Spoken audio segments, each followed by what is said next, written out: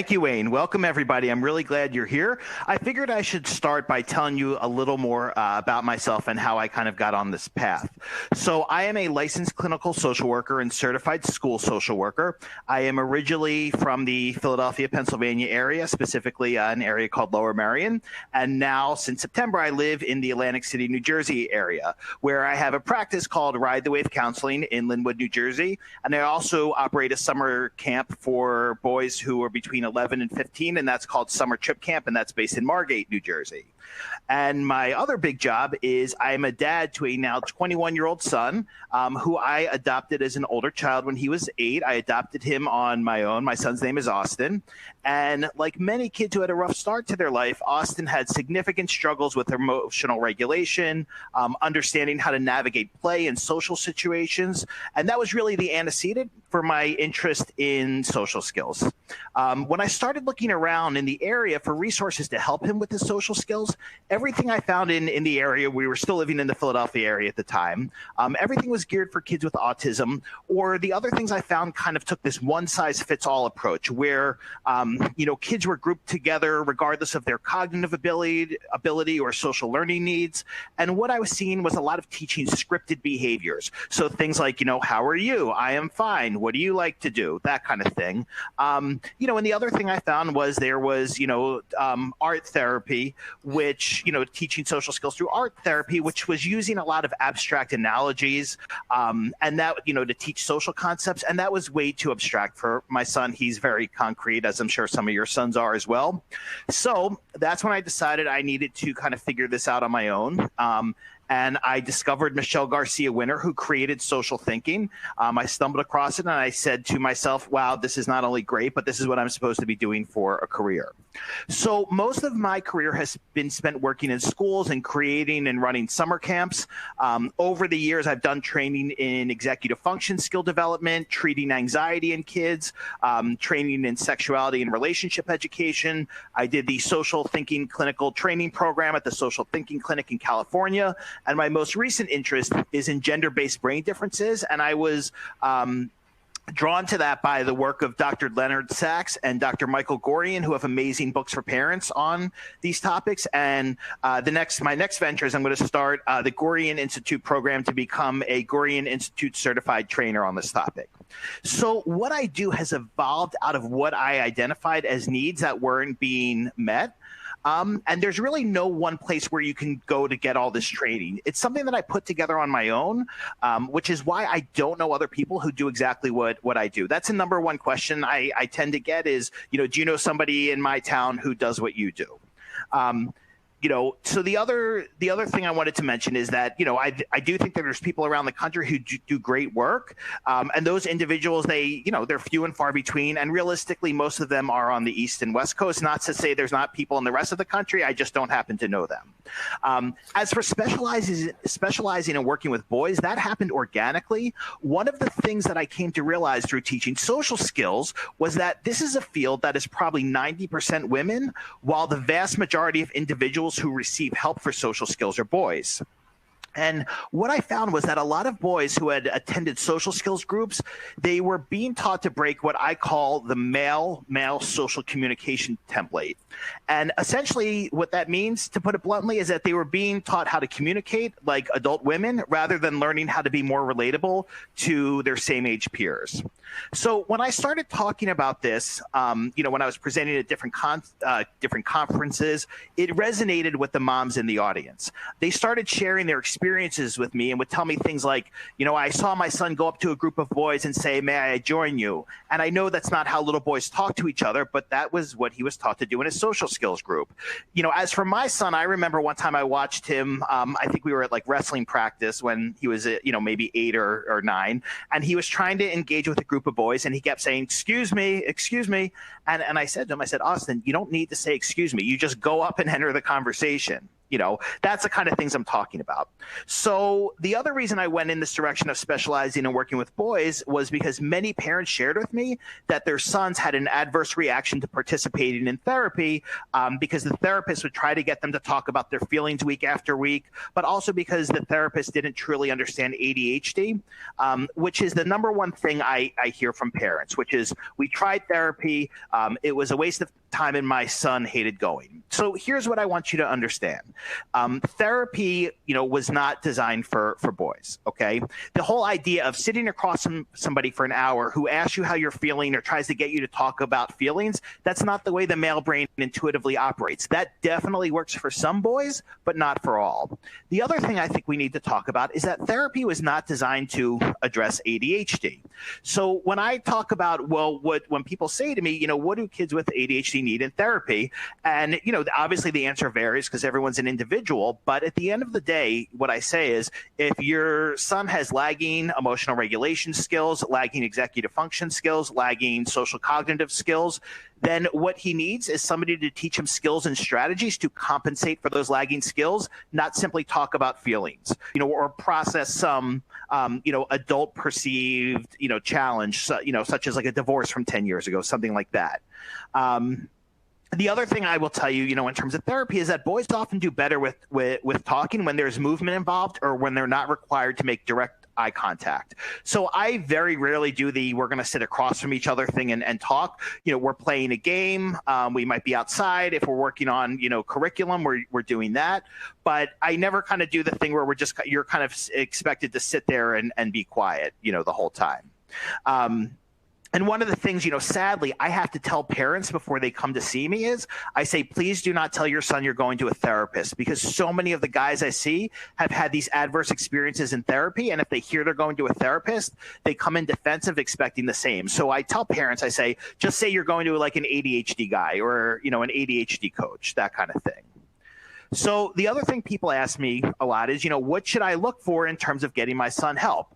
And what I will tell you is finding a professional who understands how to relate to boys, how to teach practical strategies to address ADHD-related challenges, and also understands gender-based brain differences is important and very difficult to find. If, that's obviously because that's, asking a lot. What I say is I think finding somebody who truly understands ADHD is what should take precedence. Cognitive behavior therapy, also known as CBT, is an effective modality for treating some aspects of ADHD. It can be helpful in developing self-directed talk, addressing social anxiety. That's what I use it for.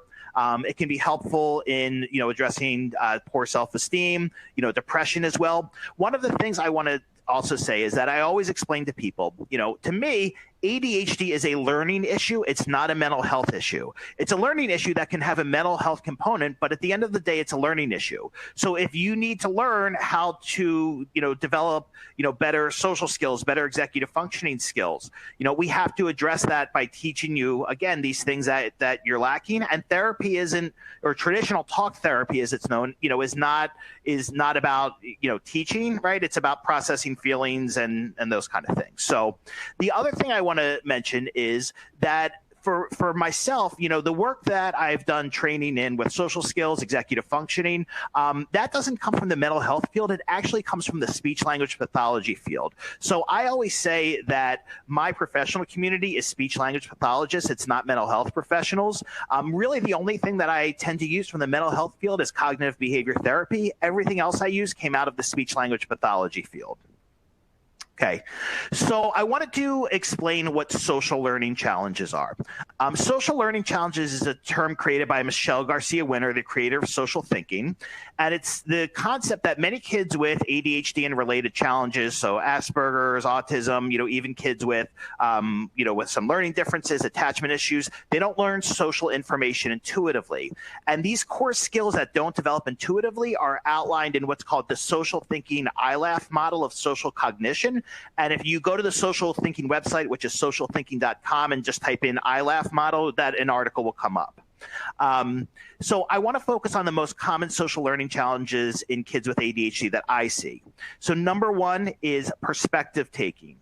So understanding others' thoughts, feelings, and intentions, but also understanding how you come across to others.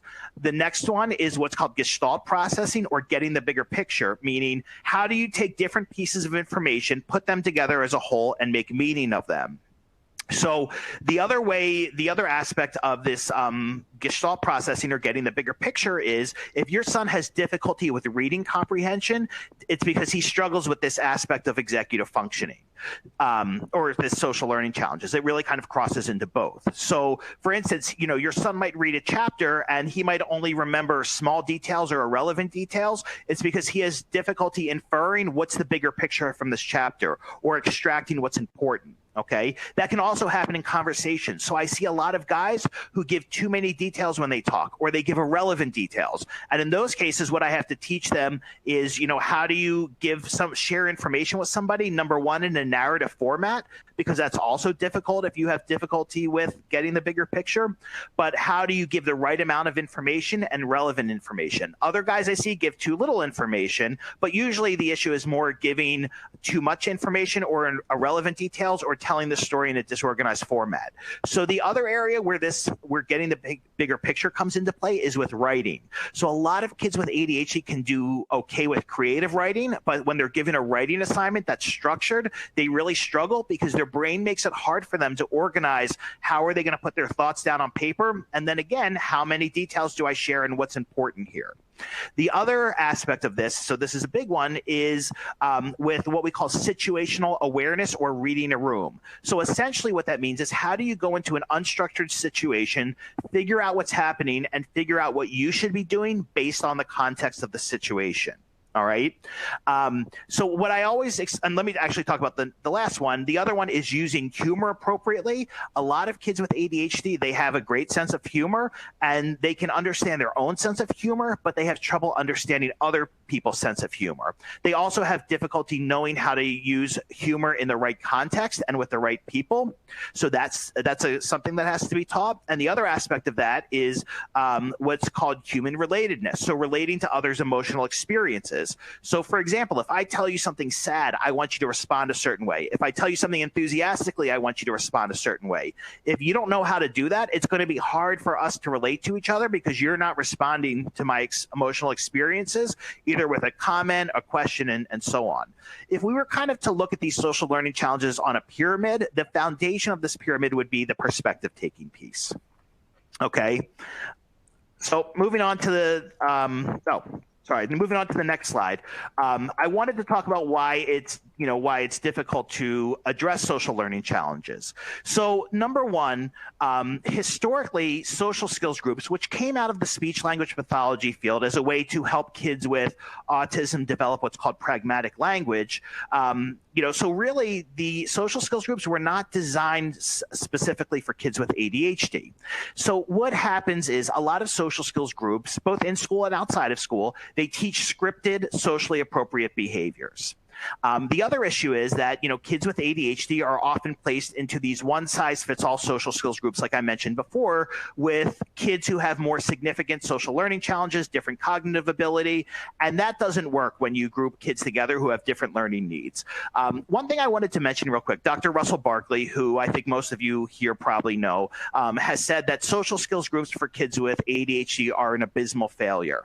And I would respectfully disagree with him a bit. I would say that the research that was done, with the variables that it looked at showed it weren't successful. But we have to question, were the kids grouped correctly together? Were they teaching them scripted behaviors, or were they teaching them how to think in a social context? Did the person who was facilitating the group have any training in this?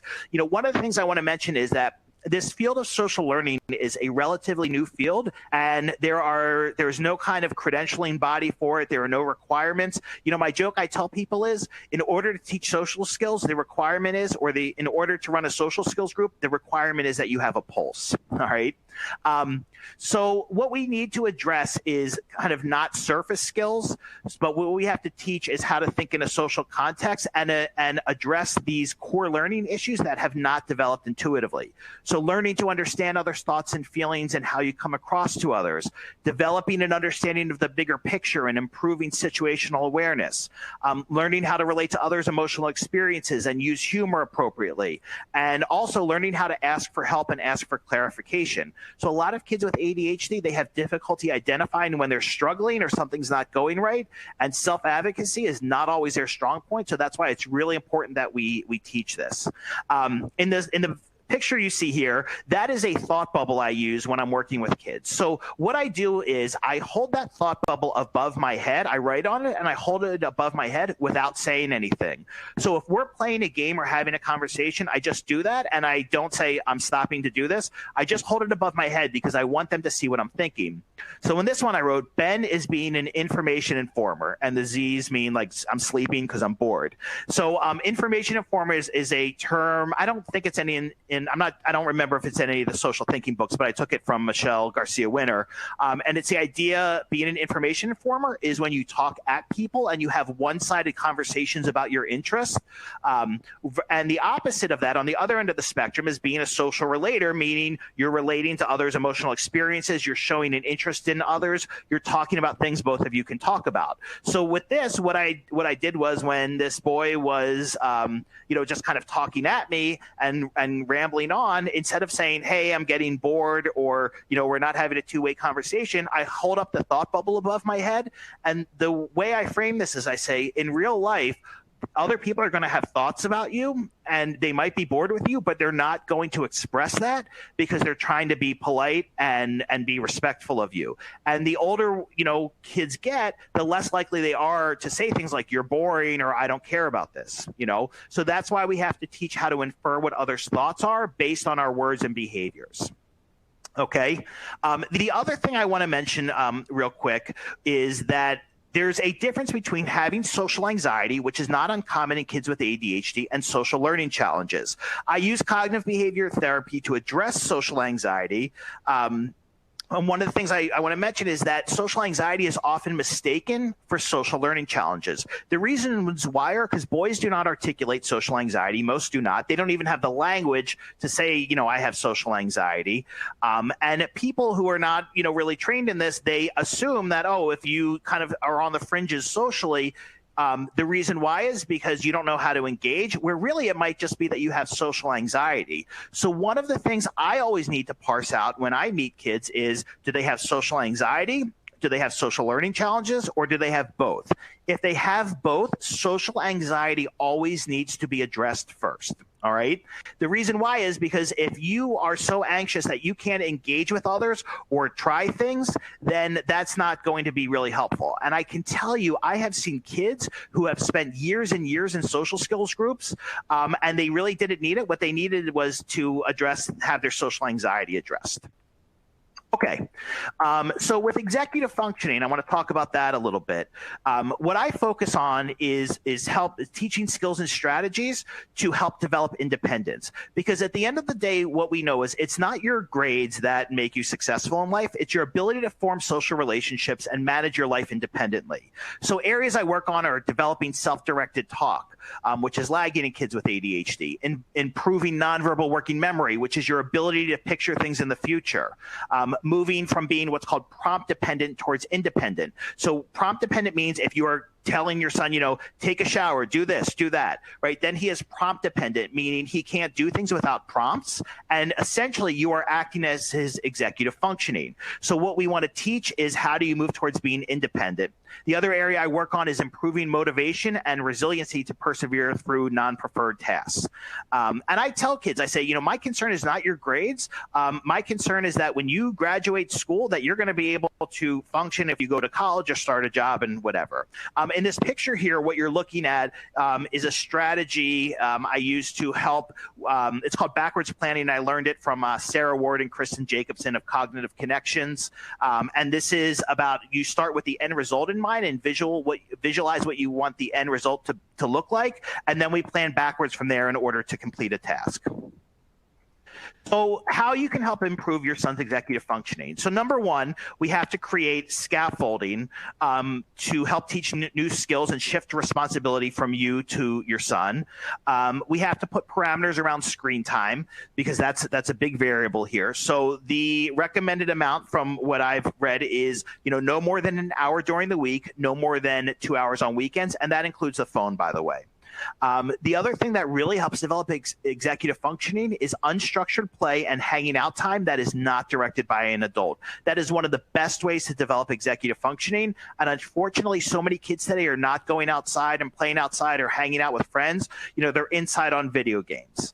So let me talk a little bit about what's detrimental to the development of your son's executive functioning. So number one, you constantly acting as his executive functioning. So a lot of times I will meet with parents who check the homework, they tell their son what his homework is, they do everything for him, they completely act for his executive functioning, particularly with school. And when I tell them, I said, look, if you want this to improve, you have to stop what you're doing. And sometimes they'll say, well, I can't allow my son to fail. And I said, well, here's a choice. You can either help him develop these skills now, or you can try to help develop them when he's out of high school and the support is gone. And that, in my experience, tends to not work out too well. Unfortunately, I see a lot of kids whose parents have acted as their executive functioning their whole life. They go away to college and they are either home by November of their freshman year, or they do not make it, or they make it to the end of the semester, but basically have failed everything. And the reason why is not because of their intelligence or their ability, but it's because they lack the executive functioning skills to function independently because their parents acted as their executive functioning. Overscheduling, having kids in a million activities is also not helpful for developing executive functioning. Helicopter parenting or micromanaging everything is not helpful.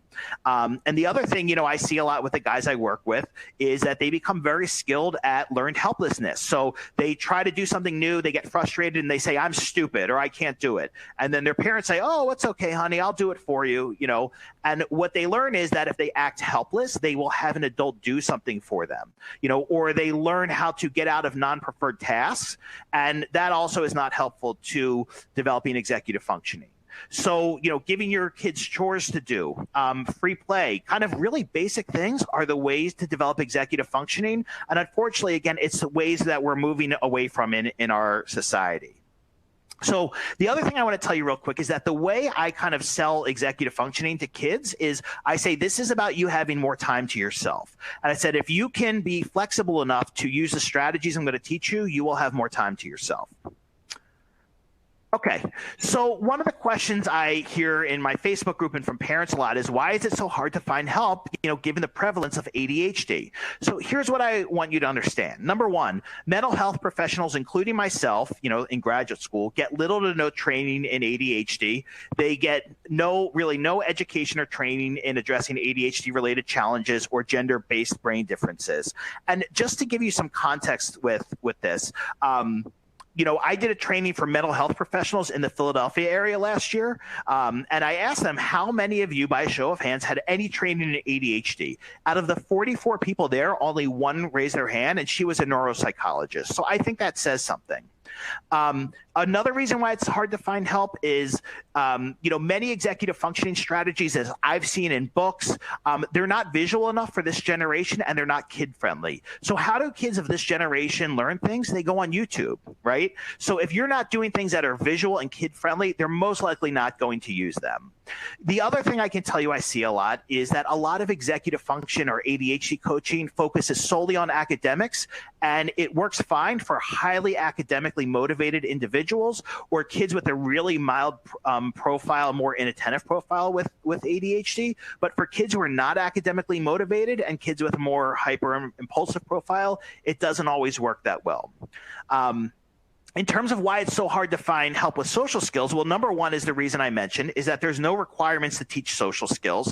And realistically, no fault of their own, most people who run social skills groups have no specific training or education. In schools a lot, what we see is that when teachers or speech language pathologists have to teach social skills in school, they're handed a book and say, hey, teach this, without any training.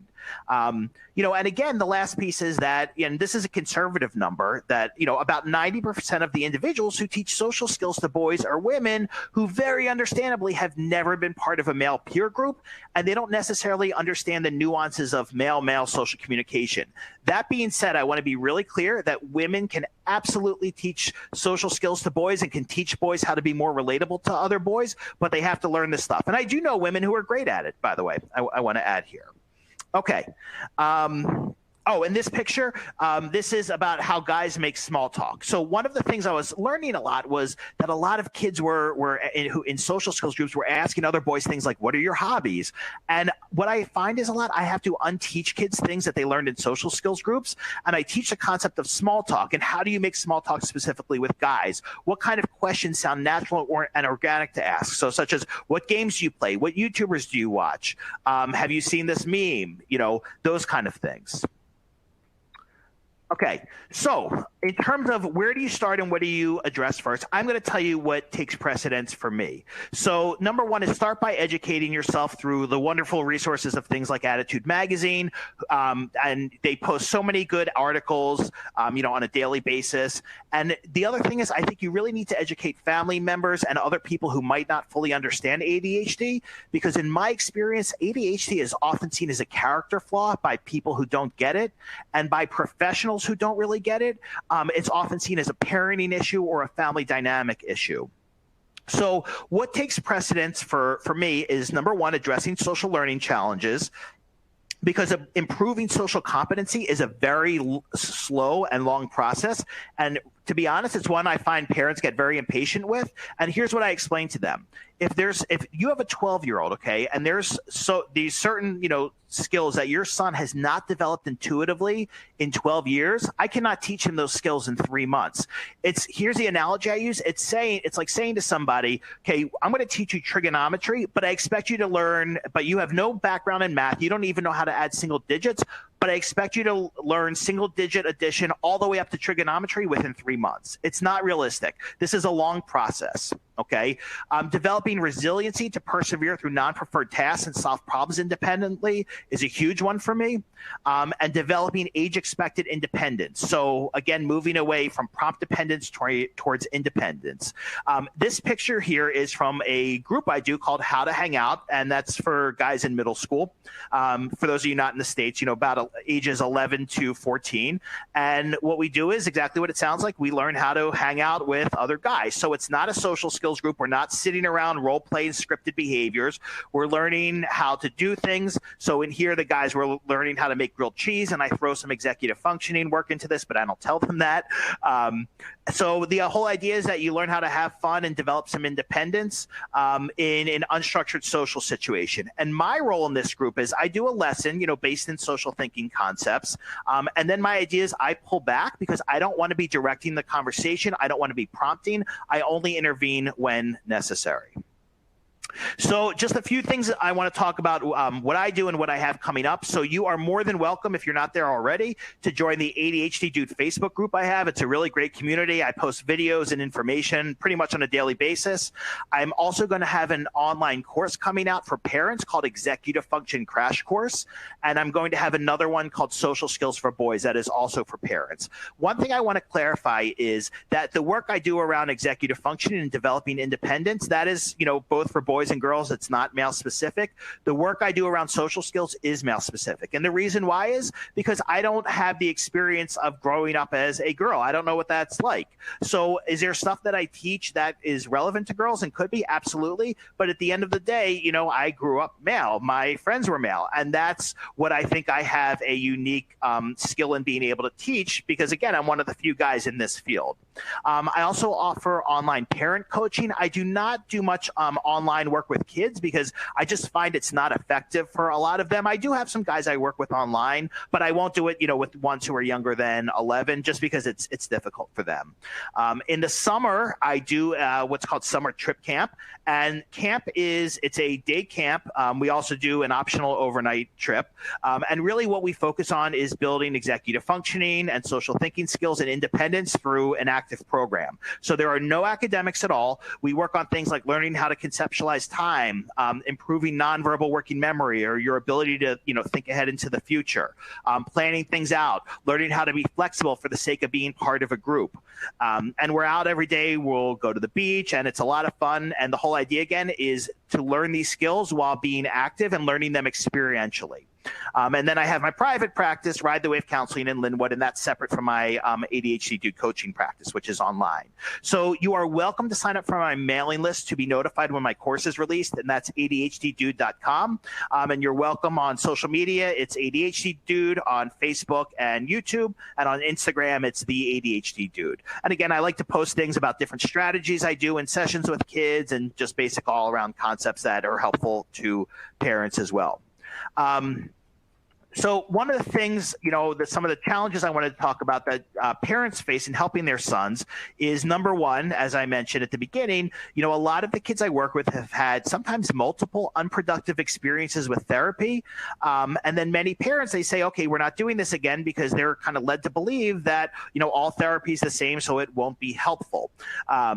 And one of the things I actually recently read from Dr. Gorian was that I think it's 1 out of 4 or 1 out of 3 males, drop out of therapy. And a lot of, mental health professionals would say, well, that's because men have to be macho and, they can't accept help. And that's actually not the reason why. The reason why is because therapy is not really designed for them.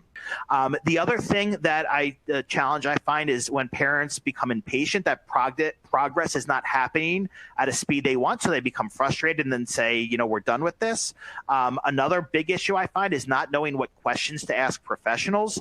And what I tell parents is you really have to dig deeply and ask really relevant questions, because I will tell you, anybody can say they specialize in ADHD. That doesn't mean they necessarily have any specific training or education. And, if you go on like Psychology Today, find a therapist, and if you do a search for ADHD, you'll find that most of the clinicians, the therapists on there say that they specialize in ADHD. And again, that's why you really have to do your homework and ask relevant questions. Another thing I find is that parents often deal with ADHD reactively rather than proactively. So instead of teaching skills to help with emotional regulation and help build executive functioning and help build social cognitive skills, they look for help after something has happened. And you know what? It's better late than never, but I always say it's better to teach skills proactively rather than reactively. Another thing, this time of year, particularly, and in June, is when I get the phone calls of people saying, I thought he would grow out of this, or I thought he would mature this year. So a lot of times people are hopeful that their son will just mature out of his difficulty with social skills. And, really it doesn't work that way, because the older we get, the more social expectations are on us and the more other kids expect more from us socially. So, and if you can't meet those expectations, you're going to struggle socially, which is part of the reason, by the way, why a lot of kids with ADHD, or a lot of boys with ADHD, they gravitate towards younger kids because they can relate to them better, or they gravitate towards adults because adults are patient and kind with them, where their similar age peers are not going to be so patient or empathetic with them. The other challenges many parents face is, there's just a lack of professionals who have the skill set to address these lagging skills. And the last piece is I find that there's a lot of misinformation and a lack of education about medications.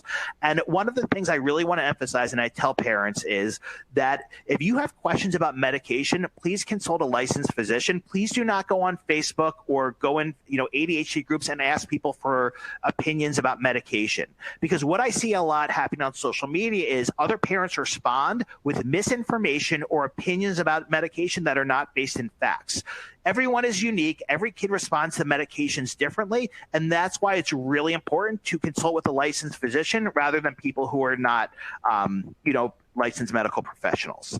So please visit the ADDitude magazine ADHD and Boys section, where you can watch my videos, and you can also submit a question for me to answer. And my apologies, my spell check on my computer spelled ADDitude wrong here. And here's a link to the page. And you can also watch old videos on my ADHD Dude YouTube page as well. Okay, so I'm sure there's some very interesting questions here that I am looking forward to hearing. So, yeah. Yeah, lots of them. Several, actually, talking about a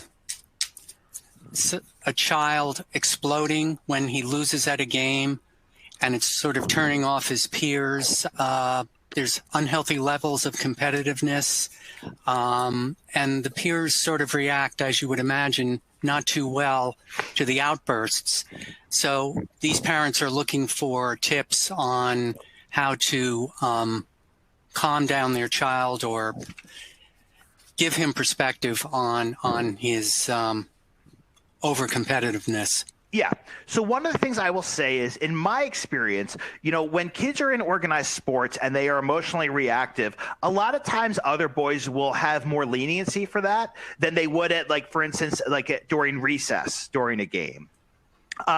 So that's one thing. But, if your son is really emotionally reactive and has tremendous difficulty, or you see it's turning off the other kids, then I would say you have to rethink whether that particular sport is right for him at this time right now, or maybe his brain development just hasn't reached the point where he has emotional regulation skills to handle that right now. I want to tell you real quick some of the things I see a lot of guys do well with. I see a lot of guys do well with, obviously martial arts is a big one. Most people know, but things that other people don't know is I see a lot of guys do really well with wrestling. Gymnastics is another one as well. And what I see kids not do so well with are sports like baseball, because baseball, there's a lot of sitting around, and a lot of kids with ADHD can't tolerate boredom. I see a lot of kids not do well with basketball, because basketball can be pretty physical.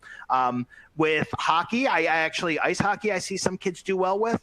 But, the other thing I will tell you is that before your son has a practice or a game, you have to do what we call front loading, meaning you have to talk to him about what's going to happen, what the game's going to look like, how he might feel, and what is the strategy if he starts to get overwhelmed. And you have to have a concrete plan. And I would also say, talk about how is he going to exit from the situation in a way that's expected. Okay, so at least he knows that there's a strategy here. Do I expect him to use that every time? Of course not. But if he goes in prepared, knowing that he might have some more emotional reactivity, that's going to help a little bit, and it's going to help the process if you do have to pull him out because he's getting upset. And the last thing I will tell you is, don't get into an argument or debate about it, okay? I see a lot of parents try to reason with their kids. The other thing I should have mentioned is one of the obstacles I see with parents a lot is a lot of parents mistake their son's intelligence or ability to articulate himself as maturity. So I see parents who let their sons decide whether they're going to come to one of my groups or work with me. And what I always ask them, and I say, does your son have the emotional maturity of the foresight to know what he's going to need?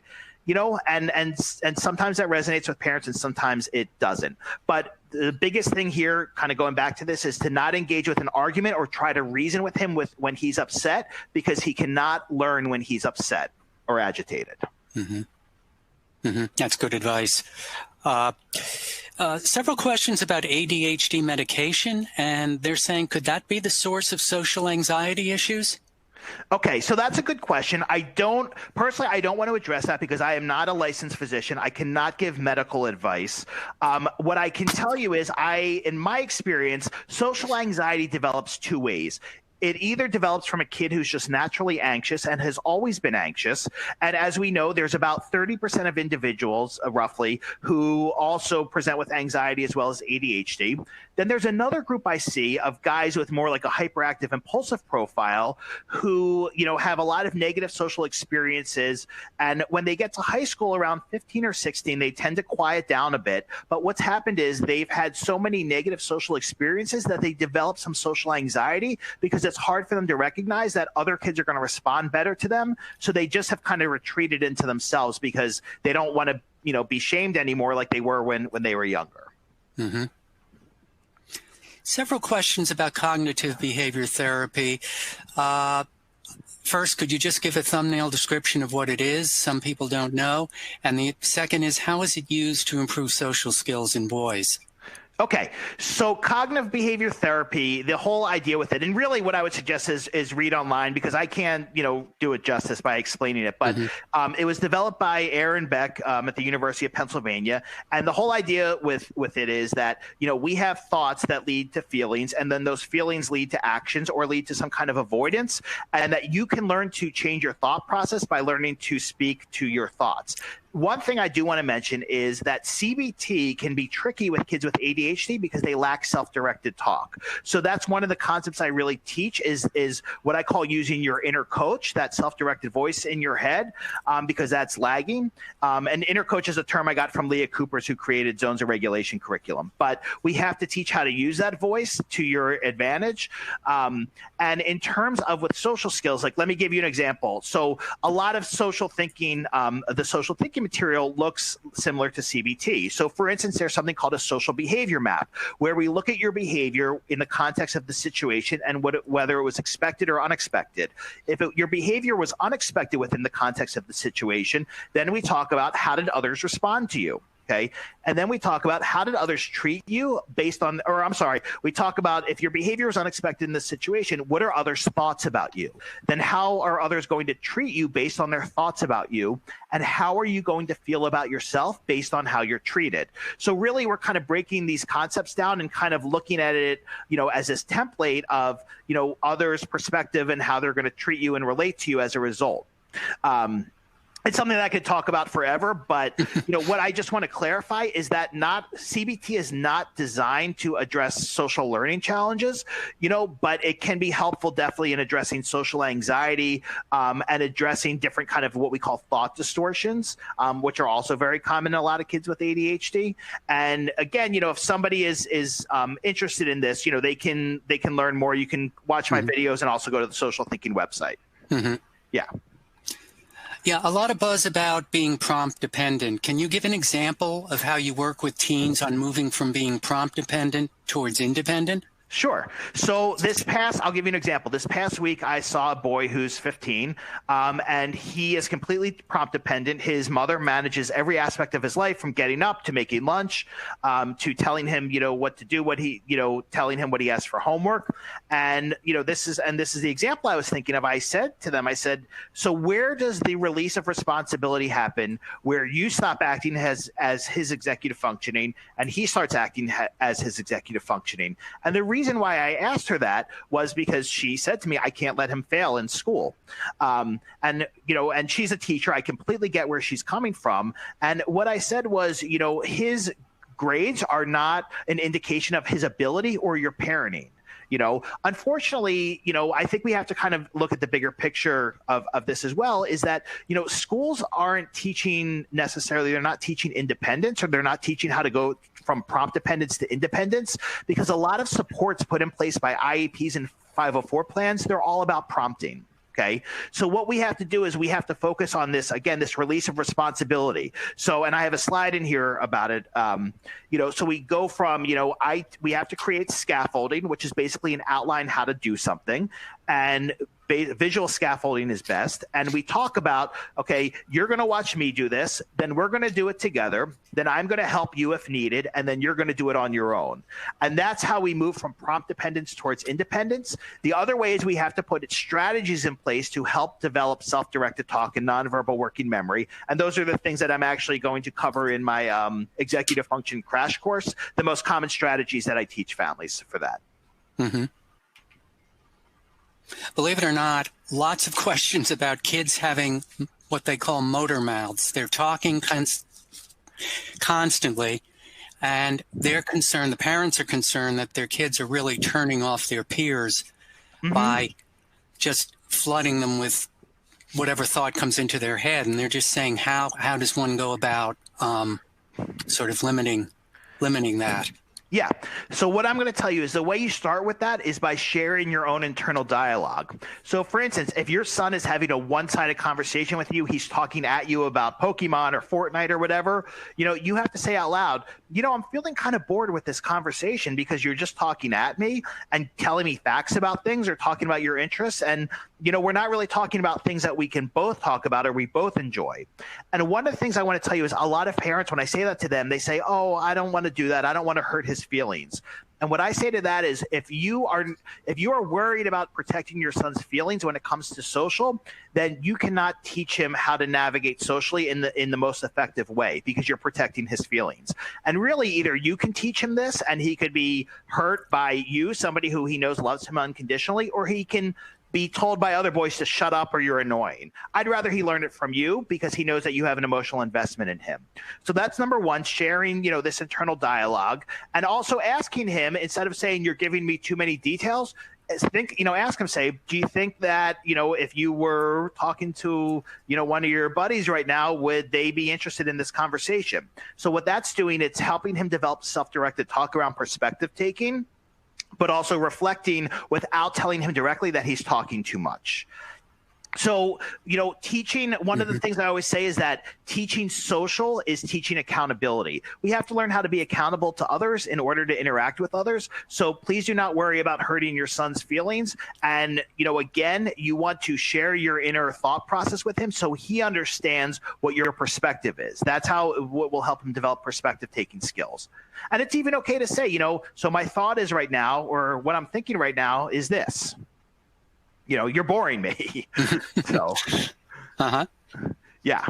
A couple of parents asked that. Should they be blunt about it? That's so you answered that. Yeah. Several parents have talked about their kids being stars on social media, being able to, they're very popular. And yet, when they get out in public or face to face with their friends, they have very few social skills, and they seem to, as a result, they aren't invited to parties or other things. Right. How does one sort of ease that transition or make it, make the kid or help the kid be as fluent face to face as he is in the, social media? Yeah. So what I'm going to say is that the number of Snapchat or Instagram followers your son has is no indication of his social skills. Okay. Anybody can accumulate a lot of followers. And I don't think that that's a good indicator of, to kind of look at and say, oh, well, he has all these friends online. They're not friends. They're people who follow him. One of the things I teach kids is that there's a difference between, one of the things I teach is how do guys form friendships, kind of on a hierarchy. And what I teach kids is that what I call, quote, gaming friends are the same as strangers. They're essentially a person a stranger who you don't know that you speak to for a specific purpose. Because a lot of times, kids will say, I have friends, they're on Xbox, or I have friends, they're on Fortnite. Yes. But here's the reality. They actually tend to know nothing about that person. They probably don't even know their name. They know their gamer tag. And if you listen to the conversation, there's really no level whatsoever of intimacy, even like getting to know somebody. It's all about the game. So these relationships that they have online are very superficial. One of the things that happens with kids with ADHD, the guys I work with who struggle socially, is some of them, not all, but they tend to try to use social media as a way to gain social validation. So I've seen kids who spend every waking moment on Snapchat, and they're basically, and this is not just kids with ADHD, it's a lot of kids, they're looking for validation, they're looking for acknowledgement because they're not getting it from their peers in real life. So if anything, what I'm going to tell you is limit their social media time, okay? Because there is plenty of research that shows the more you're on social media, the more it can contribute to depression. What we want to teach them is how to be more relatable in person, how to show an interest in others, and social media is not an indicator of that at all. Mm-hmm. This is a topic I can talk about forever. So I'm just trying to give you a short answer here. Right. Yeah. Would you have a game plan though once you wean them off the social media to maybe increase the face-to-face time, or some kind of script or game plan on how to be able? Well, the biggest challenge in that is really getting parents to control the screen time and control the social media time. Mm-hmm. And one of the things I explain to kids is that every moment you spend on Snapchat or Instagram looking for validation, that's time is taken away from you being around kids who are really going to appreciate you and enjoy being with you, right? Because you're looking for that from complete strangers or people who you don't really have a relationship with. Mm-hmm. So as with most things I do, I sell it to the kids first. I also am very direct with them and say, look, if you don't feel great about yourself and you find that, okay, this makes me feel better when I get, recognition on Instagram, that's not real. That's not somebody who's really invested in you and likes you for you, right? Anybody can press a like button, So right. What I really try to do is one, I work on helping kids understand how do you, if they're younger, about structuring a play date. What does that look like? Or hanging out. How do you go through the steps of hanging out? Because a lot of kids I see, they have school friends, but they don't know how to go from school friends to what I call outside of school friends. So we actually have to teach them how to do that. How do you take a friendship to the next level? Because they don't get that intuitively. Mm-hmm. Yeah. A lot of parents have asked about their sons are very, very hesitant to go up to a group, mm-hmm. Even people they know in some cases, to sort of join in a conversation. They wanted to know if there were any kind of icebreakers or approaches that they could pass along to their sons to to get them to overcome that fear of being afraid to break into a conversation that's already going on. Yeah, so that can happen for a few reasons. Number one, it could happen because they lack situational awareness, or what we call getting the bigger picture. So they're not reading the social situation accurately. So we have to teach them how to kind of break it down and read the situation accurately, and what would be an expected way for you to enter into that conversation.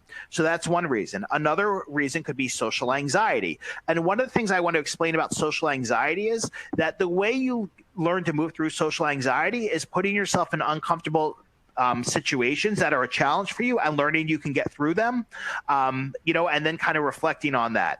And one of the things that happens with a lot of parents is when their kids have anxiety, they accommodate their kids' anxiety rather than pushing them through it because they don't want to upset them. So unfortunately, a lot of parents do the exact opposite of what they should be doing. In terms of entering, a group, what I would say is this is all context dependent. So it's not about a particular icebreaker or saying, hey, what are your hobbies? It's about learning how to read the situation, or, about if they have social anxiety, about learning how to, what I call establishing presence, meaning how do you show that you're interested in being part of a group. One thing that's really nice about boys that is not the same with girls is that boys can be part of a group without saying much. I've known, kids who are absolutely loved and they don't say much, but they show that they want to be a part of a group and they're warm. And, girls can't really do that because there's so much back and forth between girls, whereas with boys, you cannot say much. And as long as you're present and show that you want to be part of a group, you can be okay. Mm-hmm.